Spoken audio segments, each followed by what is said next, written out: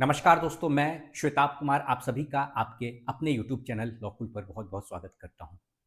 दोस्तों, वैसे जितने भी एस्पिरेंट्स जो कि बिहार एपीओ के नोटिफिकेशन का इंतजार कर रहे थे, उनके लिए बहुत बड़ी खुशखबरी मैं लेकर आया हूं। आज 25 फरवरी 2026 को बीपीएससी के द्वारा बिहार एपीओ की वैकेंसी को लेकर ऑफिशियल नोटिफिकेशन जारी कर दिया गया है। इन डिटेल सारे इंफॉर्मेशन को मैं आप सभी के साथ शेयर करने जा रहा हूं। ध्यान से देखिएगा और क्या क्राइटेरिया है, एलिजिबिलिटी क्राइटेरिया क्या है, वह भी मैं आपको समझाऊंगा। क्या 3 इयर्स प्रैक्टिस रूल एपीओ में लागू है या नहीं, उन सारी तमाम बातों को हम लोग समझेंगे यहाँ पर। कोई एक्सपीरियंस आपको चाहिए या नहीं, या फिर जो बार काउंसिल से आपका सर्टिफिकेट मांगा जाता है, जैसा कि जुडिशरी के एग्जाम में होता है, वह यहाँ पर आवश्यकता है या नहीं, सारी चीज़ों को इन डिटेल हम लोग समझेंगे। ध्यान से देखिएगा पूरे सेशन को। सबसे पहले हम लोग ऑफिशियल नोटिफिकेशन को देखते हैं।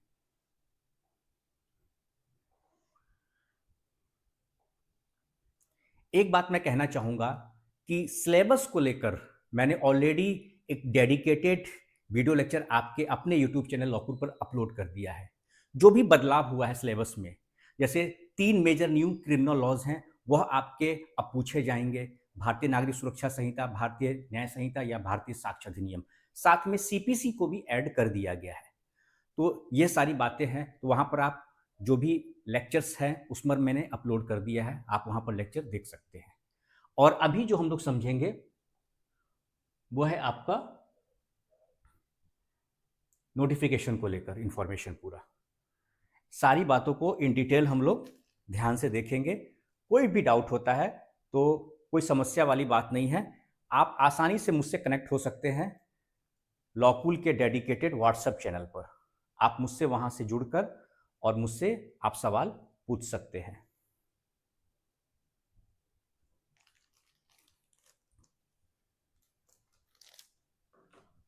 ये रहा आपका ऑफिशियल नोटिफिकेशन जो है। बिहार लोक सेवा आयोग विज्ञापन संख्या 13/2026, गृह विभाग अभियोजन निदेशालय बिहार के अंतर्गत अभियोजन सेवा की अभियोजन पदाधिकारी के कुल 300 रिक्त पदों पर नियुक्ति हेतु सुयोग्य भारतीय उम्मीदवारों के विहित प्रपत्र में ऑनलाइन आवेदन आमंत्रित किए जाते हैं। ऑनलाइन आवेदन भरने हेतु विस्तृत दिशा निर्देश बिहार लोक सेवा आयोग की वेबसाइट www.bpsc.bihar.gov.in पर प्रदर्शित है। तो ये तो वेबसाइट हो गया। बीपीएससी आप सिंपल गूगल कीजिएगा, बीपीएससी की वेबसाइट पर चले जाएगा। लेकिन एक बात याद रखिएगा, ओटीआर यानी वन टाइम रजिस्ट्रेशन फॉर्म पहले आपको फिलअप करना होगा, वो उस बात का आप ध्यान रखिएगा, ठीक है। और डिजी लॉकर पे आपका अकाउंट भी होना चाहिए। तो इस काम को आप आज ही कर लीजिए। और आज आपकी 25 तारीख है ना, तो 25 तारीख को आपका इसका भी फॉर्म भरा जा रहा है। बिहार जुडिशरी का आज से ओपन हो गया है, ठीक है। आज हो गया आपका 25 फरवरी, बिल्कुल। तो आज बिहार जुडिशरी का भी आपका फॉर्म फिलअप होना आज से शुरू हो गया है। और एपीओ का आपका हो जाएगा, बिहार एपीओ का आज 25 है ना, 26 27 तारीख से यानी परसों से आपका बिहार एपीओ का भी आप फॉर्म भर सकते हैं। अब इसमें टोटल नंबर ऑफ पोस्ट कितना है, तो टोटल आपका नंबर ऑफ पोस्ट है 300। देखिए ये रहा आपका 300 है, ठीक है। ये 300 है आपका इधर। और कैटेगरी वाइज हम लोग देखेंगे सारी चीजें। 129 हो गया आपका, 129 हो गया आपका अनरिजर्व कैटेगरी के लिए। और महिलाओं के लिए जैसा कि आपको पता है कि बिहार में क्या है, 35% किसी भी वर्ग की महिला हो उनके लिए आरक्षण है, उनकी कैटेगरी में आरक्षण उनको मिला हुआ है। जैसे जनरल कैटेगरी की भी महिलाएं हैं तो उनके लिए भी क्या है, उनके लिए भी अलग से 41 यानी 41 सीट 129 में से निकालकर अलग से 41 सीट इनके लिए दिया गया है। टोटल कुल कितना है, तो 99 महिलाओं के लिए आरक्षण है टोटल, हर कैटेगरी का जोड़कर। उसके बाद फिर ईडब्ल्यूएस के लिए 29 है, 29 में से 10 महिलाओं को चला गया। फिर अनुसूचित जाति 42 है, तो 42 में से 15 चला गया महिलाओं को। अनुसूचित जनजाति तो 7 है टोटल, इसमें से 2 चला गया महिलाओं को, उन्हीं वर्ग की महिलाएं जिस कैटेगरी का हो रहा है। फिर अत्यंत पिछड़ा वर्ग है, इसमें 64 टोटल है, इसमें से 22 चला गया उसी वर्ग की महिलाओं को। फिर पिछड़ा वर्ग है, पिछड़ा वर्ग में भी 25 इधर हो गया टोटल, और 25 में से 9 चला गया पिछड़ा वर्ग की महिलाओं को। तो हर महिलाओं को उनके कैटेगरी में से अलग से सीटें उनके लिए अलग से आरक्षित की गई हैं। तो ये बिहार में है ऐसा। पिछड़े वर्ग की महिलाएं 4, और यहाँ पे महिलाओं के लिए अलग से कुछ नहीं दिया गया है। ठीक है, तो ये सारी चीजें हो गई आपके लिए। अब यहाँ पर जो मेन मेन चीजें हैं उनको हम लोग देखेंगे जो आपके काम का है। अब आ जाइए वेतनमान। सैलरी अच्छी खासी है, वेतनमान आपका स्तर कितना है? 9 है। उसके बाद शैक्षणिक योग्यता, जो आपका एजुकेशन क्वालिफिकेशन है, यह देख लीजिए। किसी मान्यता प्राप्त विश्वविद्यालय से विधि स्नातक, यानी आप लॉ ग्रेजुएट होने चाहिए। और नियुक्ति के लिए उम्मीदवार के लिए न्यूनतम शैक्षणिक योग्यता विधि स्नातक, लॉ ग्रेजुएट आप होने चाहिए, मिनिमम क्वालिफिकेशन आपका यह है। उसके बाद स्नातक की वो डिग्री होगी जो अधिवक्ता के रूप में न्यायालय में प्रैक्टिस करने के लिए निबंधन हेतु अनिवार्य है। भाई एज एन एडवोकेट अगर आपको रजिस्ट्रेशन करवाना है तो उसके लिए क्या है, आपके पास लॉ की डिग्री होनी चाहिए, आप लॉ ग्रेजुएट होने चाहिए। तो वही बात यहाँ पर कही गई है कि आपके पास लॉ की डिग्री होनी चाहिए, कोई एक्सपीरियंस की बात नहीं कही गई है। जो डाउट था आप लोग का वो मैं बताया था, क्योंकि 3 इयर्स प्रैक्टिस रूल दिमाग में बहुत लोग के घूम रहा है अभी। तो ये जुडिशरी के लिए तो है, लेकिन आपको बिहार एपीओ के लिए अभी तक ऐसा नहीं है। बिहार एपीओ के लिए आपको इतना ही है कि आप लॉ ग्रेजुएट होने चाहिए। उम्र सीमा, अभी उम्र का देख लीजिए, तो 1/8/2026 को आपकी उम्र कितनी होनी चाहिए? तो 21 वर्ष, कम से कम 21 साल के आप होने चाहिए। कितने साल के होने चाहिए आप? 21 वर्ष के होने चाहिए। एवं अधिकतम, मैक्सिमम अनरिजर्व कैटेगरी यानी जनरल कैटेगरी के लिए कितना, पुरुष वर्ग के लिए, पुरुष वर्ग के लिए 37 साल, यानी जनरल कैटेगरी के जो मेल हैं, ठीक है, उनके लिए मैक्सिमम कितना है? तो 21 वर्ष, और मैक्सिमम कितना है? 37 वर्ष। और कब से काउंट होगा यह काउंट होगा कब? 1/8/2026 को यह होना चाहिए। उसके बाद पिछड़ा वर्ग, अत्यंत पिछड़ा वर्ग, पुरुष एवं महिला एवं अनारक्षित महिला यानी अनरिजर्व कैटेगरी की महिलाओं को भी 40 वर्ष तक वो फॉर्म फिलअप कर सकते हैं। यानी उनकी उम्र अगर 40 साल भी है तो ऐसी महिलाएं जो जनरल कैटेगरी की भी हैं वह भी फॉर्म फिलअप कर सकती हैं। उनके साथ साथ पिछड़ा वर्ग या फिर अत्यंत पिछड़ा वर्ग की महिलाएं भी 40 वर्ष तक कर सकती हैं, पुरुष भी कर सकते हैं। लेकिन जनरल कैटेगरी में सिर्फ महिलाएं 40 वर्ष तक कर सकती हैं, और पुरुष कितना? 37 साल, उससे ऊपर के पुरुष एलिजिबल नहीं है। अब उसके बाद फिर अनुसूचित जाति एवं तथा अनुसूचित जनजाति में पुरुष और महिला के लिए कितना है? 42 वर्ष है। उसके बाद सबसे काम की बात एक और, इसको लेके बच्चे कंफ्यूज हो रहे थे कि कार्मिक एवं प्रशासनिक सुधार विभाग बिहार के पात्रांक 212 दिनांक 23/1/2006 के आलोक में वैसे उम्मीदवार जो दिनांक 1/8/2020 से 1/8/2026 तक उक्त अधिकतम उम्र सीमा के अधीन आते हैं भी उक्त विज्ञापन के लिए सुपात्र होंगे, बशर्ते हुए अन्य अर्हताएं पूरी करते हों एवं नियुक्ति प्रक्रिया के दौरान सेवानिवृत्त होने वाले अभ्यर्थियों की अभ्यर्थता पर विचार नहीं किया जाएगा। देखिए ये जो दिया है ना उम्र सीमा में छूट 5 साल का, कितना हो गया? ध्यान से देखिए, 1/8/2020 से 1/8/2026, यह 5 साल हो गया, 5 ईयर्स हो गया। तो ये 5 ईयर किन के लिए दिया हुआ है? यह उनके लिए दिया हुआ है जो बिहार सरकार में ऑलरेडी वर्किंग है, जो नौकरी में है। होता है बहुत सारे, मान लीजिए कोई सिविल सर्विस में है, लॉ ग्रेजुएट है, सिविल सर्विस में है, या मान लीजिए सीओ हैं, बहुत सारे अंचलाधिकारी भी हैं, ठीक है। तो उसमें से मैं कई सारे ऐसे लड़कों को जान रहा हूँ जो लॉ ग्रेजुएट हैं और अंचलाधिकारी भी कहीं कहीं पर हैं, लेकिन उनकी इच्छा कि मैं एपीओ के एग्जाम में भी बैठूं या जुडिशरी के एग्जाम में बैठूं, तो एपीओ के लिए है। तो एपीओ में वैसी स्थिति में एपीओ में बैठ सकते हैं, उनको यह छूट उनके लिए दिया हुआ है, ठीक है। उनको यह छूट मिलेगा 5 साल का, 5 वर्ष का छूट अनुमान्य है इनके लिए, और आयु सीमा की छूट अवधि यहाँ पर दिया जा सकेगा उनको, ठीक है। तो 5 साल का है, लेकिन मैक्सिमम अटेम्प्ट कितने हैं? मैक्सिमम 5 अटेम्प्ट होने चाहिए उनके। 5 से अगर ज़्यादा हो गया, चाहे वो मान लीजिए सिविल सर्विस का भी दिया हो, बीपीएससी के थ्रू जो सिविल सर्विस के एग्जाम्स होते हैं, अगर वो एग्जाम दिए हों, या और भी कोई बीपीएससी के द्वारा कंडक्ट किए गए एग्जाम हो वो दिए हों, लेकिन तो उसमें 5 साल से ज़्यादा अटेम्प्ट नहीं होना चाहिए। 5 साल से अगर ज़्यादा अटेम्प्ट है तो फिर आप एलिजिबल नहीं है। तो यह याद रखिए, क्योंकि यहाँ पर दिया हुआ है। परंतु उक्त आयु सीमा की छूट की अवधि में प्रतियोगिता परीक्षा में शामिल होने की अनुमति तभी दी जा सकेगी जब उनके द्वारा तब तक अधिकतम 5 अवसरों का उपयोग नहीं किया गया हो। बिहार सरकार के सरकारी सेवक को आयु सीमा में छूट का दावा करने की स्थिति में सक्षम प्राधिकार द्वारा निर्गत प्रमाण पत्र जमा करना अनिवार्य होगा। तो इस बात का ध्यान दीजिएगा। अधिकतम कितना है? तो 5 अवसर ही अनुमान्य होंगे। तो ये हो गया सारी चीजें। अब काम की बात पे आ जाइए हालांकि सिलेबस को लेकर मैंने अलग से आपके लिए लेक्चर बना रखा है, फिर भी यहाँ पर मैं आपको बता देता हूँ चयन प्रक्रिया। अभियोजन पदाधिकारी के चयन हेतु प्रतियोगिता परीक्षा के 3 चरण होंगे, 3 स्टेज पर आपका होगा, जिसमें कि पहला आपका प्रीलिम्स होगा, दूसरा आपका मेंस होगा और लास्ट आपका फाइनल सिलेक्शन से पहले इंटरव्यू किया जाएगा। तो प्रीलिम्स में क्या है, प्रारंभिक परीक्षा में निम्नांकित 2 प्रश्न पत्र होंगे। पहला पेपर है आपका सामान्य अध्ययन का 100 नंबर का होगा और दूसरा पेपर है आपका विधि लॉ का होगा, वो 150 नंबर का होगा। प्रश्न पत्र हिंदी और अंग्रेजी दोनों भाषा में होंगे। प्रारंभिक परीक्षा में बहु विकल्पों पर आधारित वस्तुनिष्ठ प्रश्न होंगे, एमसीक्यूज होगा आपका, 4 ऑप्शन दिए रहेंगे, एक क्वेश्चन का 4 ऑप्शन दिए रहते हैं, जिनमें एक सही उत्तर होगा। प्रत्येक पत्र की अवधि 2 घंटे की होगी, जिसमें 100 प्रश्न पूछे जाएंगे।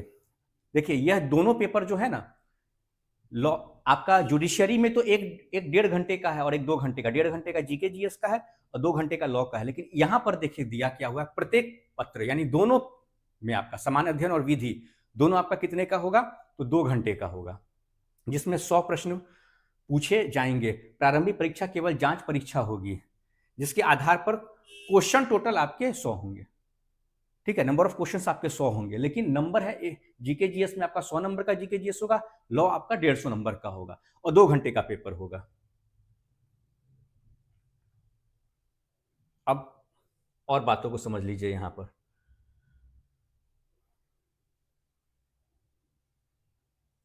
प्रारंभिक परीक्षा के आधार पर मुख्य परीक्षा के लिए चुने जाने वाले उम्मीदवारों की संख्या कुल संसूचित रिक्तियों की 10 गुनी होगी। ये ठीक है, कोटिवार समान कट ऑफ अंक प्राप्त करने वाले सभी उम्मीदवारों का चयन मुख्य परीक्षा के लिए किया जाएगा। ठीक है, चलिए अब आ जाइए यही सिलेबस को लेकर। ये रहा आपका सिलेबस का पार्ट। अब यहां पर देखिए ध्यान से,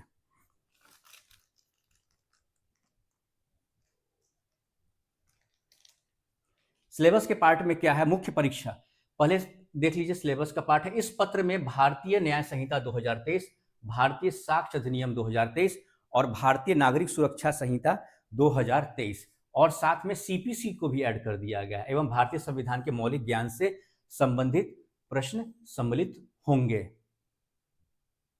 ठीक है, और जो आपका प्रारंभिक परीक्षा में जीके जीएस की बात है वह भी देख लीजिए, यानी न्यू क्रिमिनल लॉज तो आपके पूछे जाएंगे, भारतीय साक्ष्य अधिनियम, भारतीय नागरिक सुरक्षा संहिता और भारतीय न्याय संहिता। लेकिन एक चीज ऐड हो गया है, सीपीसी को भी ऐड कर लिया गया है।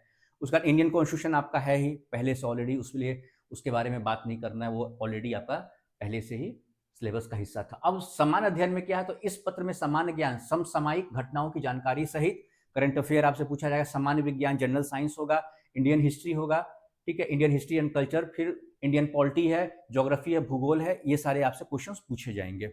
इस पे भी आपके सारे बैक टू बैक एमसीक्यूज जो भी बन पड़ेगा, जो बेस्ट आपके लिए होगा, सब कुछ मैं आपके लिए लाने वाला हूं। पूरा सेशन एकदम कमर कस लीजिए, जान लगा देना है, ताकत लगा देना है। जबरदस्त वैकेंसी आई हुई है, कहते हैं अभी नहीं तो कभी नहीं, वही वाली बात है। उसका मुख्य परीक्षा मेंस के एग्जाम के लिए सब कुछ मैं बता ही देता हूं, बार बार अलग से सेशन लेने से अच्छा है कि इसके अलावा मैं आपके लिए एमसीक्यू सॉल्व करवाऊंगा, आपके लेक्चर्स लूंगा, वक्त क्यों बर्बाद करना है।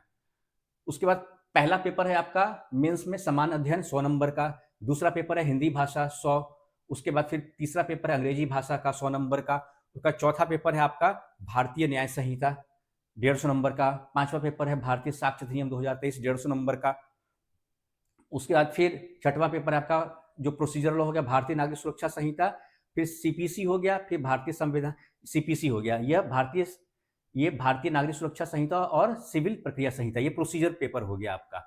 यह 75 नंबर के हो जाएंगे, टोटल कितने 150 नंबर के हो गए यहाँ पर।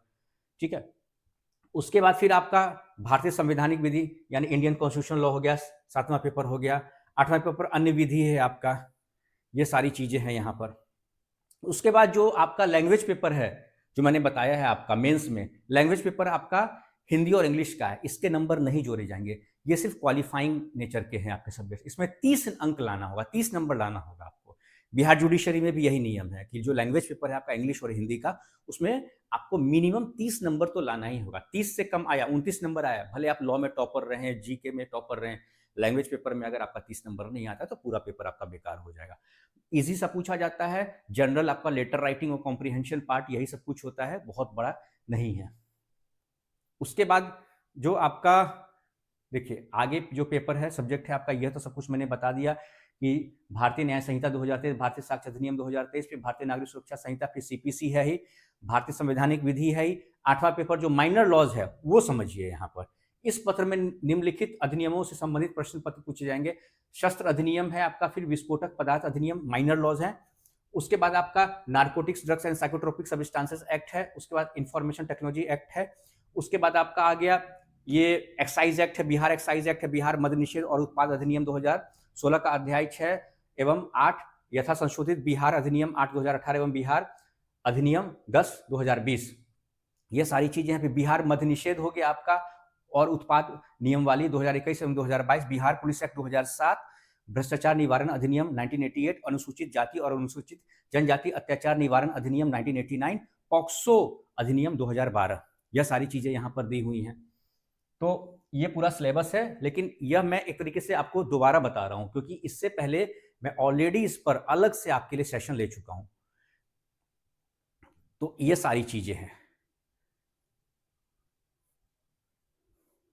बाकी ओटीआर को लेकर आपको अलग से बताया गया है। तो ओटीआर में आपको क्या करना है वो मैं आपको इन शॉर्ट बता देता हूं। बाकी ये सारी चीजें सब ओटीआर के बारे में आपको बताया हुआ है, फिर भी एक बार देख लीजिए इसमें क्या क्या चीज दस्तावेज आपको है। देखिए दस्तावेज में क्या है, मैट्रिक का प्रमाण पत्र हो गया जन्मतिथि के साक्ष्य के लिए, फिर विधि स्नातक डिग्री का प्रमाण पत्र, उसका विधि स्नातक का अंक पत्र, फिर पिछड़ा वर्ग में अगर आप कैटेगरी में उसका दावा करते हैं तो उसके लिए आपको क्रीमी लेयर रहित प्रमाण पत्र, ये सारी चीजें हैं। तो इसमें और महिलाएं जो ईडब्ल्यूएस जो कैंडिडेट बनवाते हैं उनको अपने माता पिता के एड्रेस से बनवाना है, न कि अपने पति। तो ये सारी चीजें हैं। तो ये जो आपके काम का है वो मैंने सेशन में बता दिया। सबसे ज्यादा जो इंपॉर्टेंट है वो मैं आपको बता रहा हूं, ओटीआर, वन टाइम रजिस्ट्रेशन, जो मैंने अभी शुरुआत में भी आपसे कहा था। ओटीआर पहले कीजिए बिना वन टाइम रजिस्ट्रेशन के, चूंकि बीपीएससी के आप किसी भी एग्जाम को देते हैं, चूंकि आपका बिहार जुडिशरी भी और बिहार एपीओ भी बीपीएससी के द्वारा कंडक्ट करवाया जाता है। तो बीपीएससी का अपना एक नया नियम आ गया है और नियम यह है कि ऐसा इसलिए हुआ है क्योंकि बहुत सारे कैंडिडेट होते हैं जो किसी और की जगह कभी बैठ जाते हैं, तो प्रॉपर वेरिफिकेशन हो शुरुआती लेवल से ही, ठीक है, और आपका समय बचे। फॉर्म फिलअप करते समय क्या होता है, हर बार क्या होता है कि आपको फिर से इंफॉर्मेशन सारी शेयर करनी होती है, फिर तो वक्त लग जाता है फॉर्म फिलअप करने में। तो अब ओटीआर से फायदा ये हो जाए कि ओटीआर कीजिएगा, उसमें आपका पूरा पर्सनल डिटेल, आपका नाम, आपके फादर मदर पूरा उनका नाम हो गया, आपका एड्रेस हो गया, आपका मोबाइल नंबर हो गया, आपका ईमेल आईडी हो गया, ये सारी चीज़ें, आपका एजुकेशन क्वालिफिकेशन हो गया, आइडेंटिफिकेशन कोई मार्क है उससे रिलेटेड हो गया, आपकी हाइट कितनी है। फिर हाँ, एक चीज़ बताता हूँ, आपकी हाइट कितनी है वो भी इस बार ओटीआर में भरना है आपको।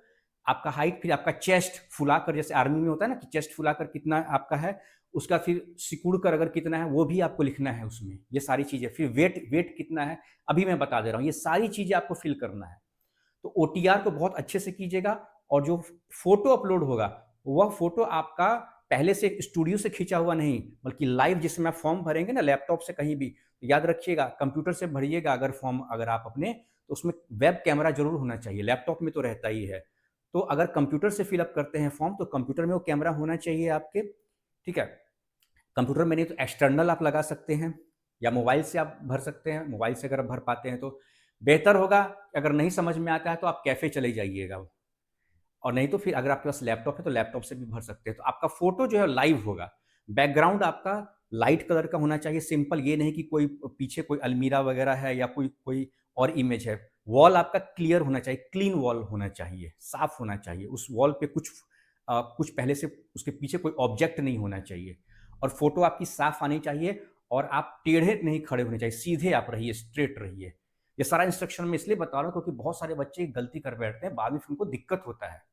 तो ये सारी चीज़ें हैं। और फेस साफ होना चाहिए। चश्मा अगर आप पहनते हैं, जैसे मैंने चश्मा पहन रखा है, तो ऐसे कैंडिडेट जो चश्मा पहने हैं उनको चश्मा हटाकर तब क्लिक करना है और उसमें फिर इमेज क्लिक करने का आएगा। हाँ, अगर आपको लगता है कि फोटो सही से अपलोड नहीं हुआ है, सही फोटो आपका नहीं इमेज आया, तो दोबारा भी आप उसको क्लिक कर सकते हैं, उसमें कोई दिक्कत वाली बात नहीं, लेकिन ध्यान से कीजिएगा। फिर सिग्नेचर है आपका, हिंदी और इंग्लिश में सिग्नेचर है, वो भी अपलोड होगा। तो इन सब बातों का ध्यान रखिएगा। फी की बात करें तो यह भी नया नियम आ गया है बीपीएससी के एग्जाम में। सरकार द्वारा यह नया नियम लाया गया है कि अब 100 कोई भी एग्जाम आप देते हैं बीपीएससी के द्वारा जो कंडक्ट करवाया जाता है, उसमें आपका जो फ़ी होगा, आप किसी भी कैटेगरी के हैं, ₹100 मात्र फ़ी है। पर्सनल जो आपका इन्फॉर्मेशन होता है, जिसको लेकर आप डॉक्यूमेंट लगाते हैं वहाँ पर, आपके पर्सनल आइडेंटिफ़िकेशन के लिए, चाहे आपका आधार कार्ड हो जाए, ठीक है? या फिर आपका पहचान पहचान पत्र के तौर पे आपका वोटर आईडी है, ठीक है? या फिर आपका पासपोर्ट है। उसके बाद जो भी ऐसे डॉक्यूमेंट होते हैं जो कि आपका पहचान पत्र है, तो वैसी स्थिति में अगर आप आधार कार्ड के अलावा कोई दूसरा पहचान पत्र लगाते हैं, तो वहाँ पे ₹200 आपका बायोमेट्रिक फिर वेरिफ़िकेशन का आपको देना पड़ेगा। लेकिन आधार का लगाते हैं तो आधार का ऑलरेडी आपका बायोमेट्रिक वेरिफिकेशन हुआ रहता है, तो वहाँ पर आपको कोई ₹200 अलग से शुल्क नहीं देना पड़ेगा। तो आधार सबके पास है, ठीक है? आधार सबके पास है, तो आप वैसी स्थिति में आप क्या कीजिएगा, आपके आईडी प्रूफ के तौर पर आप क्या कीजिएगा, आधार ही बेहतर होगा कि आधार अपना वहाँ पर आधार नंबर आपको डालना होगा, ठीक है? तो ये सारी चीज़ें हैं जो मुझे अभी याद आया तो मैंने आपको बता दिया। तो इन शॉर्ट ये जनरल इनसाइट के लिए मैंने सारे चीज़ों को आपके साथ शेयर कर दिया है। अब परसों से इसका फॉर्म फिलअप होगा, ओटीआर कर लीजिए, आज ही हो तो आज कर लीजिए, नहीं तो कल का समय है, कल कर लीजिए। और मुझे लगता है आप में से बहुत सारे बच्चे जो एलिजिबल होंगे बिहार जुडिशरी के लेकर, उनको भी मैंने बता दिया है कि आप अपने कॉलेज से बार काउंसिल ऑफ इंडिया का जो रिकॉग्निशन होता है आपके सेशन का, वो ले लीजिएगा, कैरेक्टर सर्टिफिकेट ले लीजिएगा, और 3 इयर्स प्रैक्टिस रूल जब से आ गया है, उसका सर्टिफिकेट, एक्सपीरियंस सर्टिफिकेट चाहिए। तो ये सारी चीज़ों को पहले आप इकट्ठा कर लीजिए, हड़बड़ाइएगा नहीं, इत्मीनान से, क्योंकि यह नियम सिर्फ़ आप एक अकेले कैंडिडेट के लिए नहीं, ये सभी पर नियम लागू है। ठीक है दोस्तों, तो आज का ये सेशन यहीं पे कंक्लूड करता हूँ। कोई सवाल हो तो आप मुझसे सवाल कमेंट सेक्शन में पूछ सकते हैं, और लॉकुल का अपना डेडिकेटेड व्हाट्सएप चैनल है, आप मुझसे वहाँ भी कनेक्ट हो सकते हैं। नमस्कार।